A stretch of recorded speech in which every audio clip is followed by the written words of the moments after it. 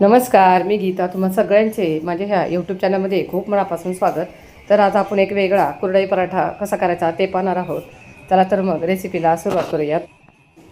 तर आता कढईमध्ये एक मोठा चमचा तेल गरम करून घ्यायचं आहे. आता तेल गरम झालं की एक चमचा जिरे मोहरी टाकायची. जिरे मोहरी तडतडली की यामध्ये बारीक चिरलेला लसूण टाकायचा आहे. आता लसूण हलकासा सोनेरी रंग येईपर्यंत परतून घ्यायचा. लसूण परतून झाला की त्यात कढीपत्ता टाकायचा आहे. आता इथे कढीपत्ताही छान असा तडतडला आहे. यामध्ये बारीक चिरलेला कांदा टाकायचा आहे. तर इथे मी 3 मोठे कांदे बारीक चिरून घेतले होते.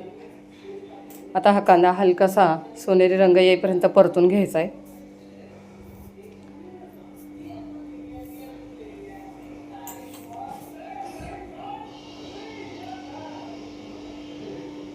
तर इथे कांदा छान असा परतला आहे. आता यामध्ये एक मोठा टोमॅटो बारीक चिरून टाकायचा आहे आणि टोमॅटोही व्यवस्थित असा परतून घ्यायचा आहे.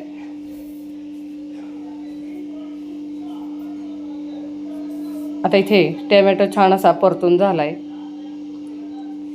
आता यामध्ये आपल्याला मसाले टाकायचे आहेत. यामध्ये चवीनुसार मीठ टाकायचं आहे. पाव चमचा हिंग, पाव चमचा हळद, 1 चमचा बेडगी मिरची पावडर, अर्धा चमचा लाल तिखट, 1 चमचा पावभाजी मसाला. तर पावभाजी मसाल्यामुळे ह्या भाजीला खूप छान अशी चव येते. अर्धा चमचा कांदा मसाला. आणि आता हे सर्व मसाले व्यवस्थित यात परतून घ्यायचे. तर इथे मसाले छान असे परतलेत. इथं आता आपल्याला यामध्ये कुरडईचा भुगा टाकायचा आहे. तर इथे मी 3 ते 4 कुरडया गार पाण्यातच अर्धा तास भिजवून घेतल्यात. आता यातलं सगळं पाणी काढून घ्यायचं. आणि आता पाणी काढून झालं की हा कुरडईचा भुगा यामध्ये टाकायचा. आता हे आपल्याला 2 ते 3 मिनटं व्यवस्थित असं परतून घ्यायचं आहे. आता हे 2 ते 3 मिनटं परतून झालं की गॅस पूर्णपणे स्लो करायचा आणि यावर झाकण ठेवून एक 5 मिनटाला वाफ घ्यायची आणि त्यानंतर गॅस बंद करायचा. आता आपण त्या कुरडईचा पराठा कसा करायचा ते पाहणार आहोत. त्यासाठी ते जे चपातीला पीठ मिळतो ते चपातीचं पीठ इथं घेतले मी. आता हे थोडंसं लाटून झालं की यावर हे कुरडईचं मिश्रण टाकायचं.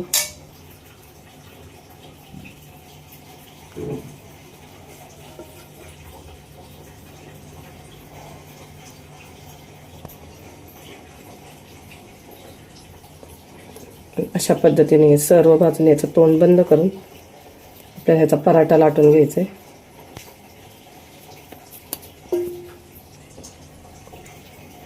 त्याला पीठ लावून आधी हाताने थोडंसं दाबून घ्यायचं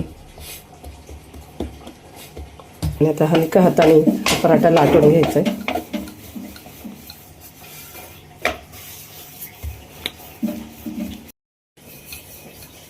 आणि आता हा पराठा लाटून झालाय. आता भाजून घेऊया.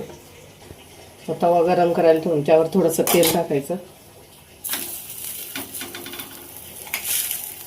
आणि हा पराठा टाकल्यावर कडेने याला तेल लावायचं.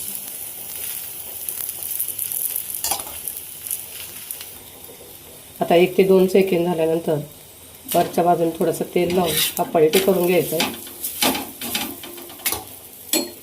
पुन्हा थोडंसं तेल किंवा तूप लावून पराठा छान खरपूस भाजून घ्यायचा.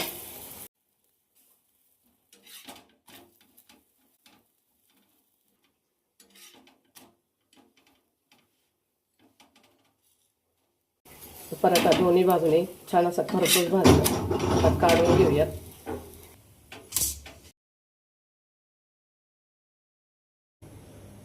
तरी ते आपला हा पराठा छान असा तयार झाला. अशाच पद्धतीने सर्व पराठे करून घ्यायचे.